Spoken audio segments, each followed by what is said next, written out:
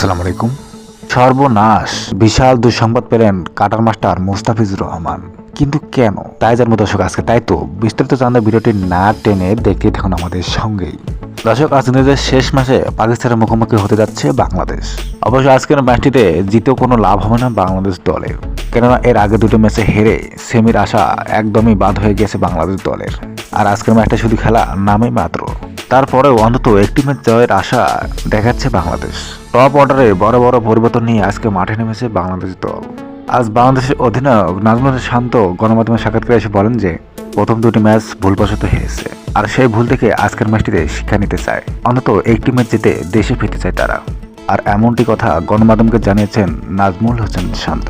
এইদিকে পাকিস্তানের অধিনায়ক বাবর আজমও রয়েছেন বাংলাদেশের বিপক্ষে জয়লাভ করতে, কেননা পাকিস্তান এবারে রয়েছে বাংলাদেশের মতো অবস্থানে। তারা কোনোভাবে জয়ের মুখ দেখতেই পাচ্ছেন না। যাই দর্শক, আপনাদের মতে আজকের ম্যাচটিতে কে জয়লাভ করতে পারে তা জানাবেন অবশ্যই আমাদের কমেন্ট বক্সে।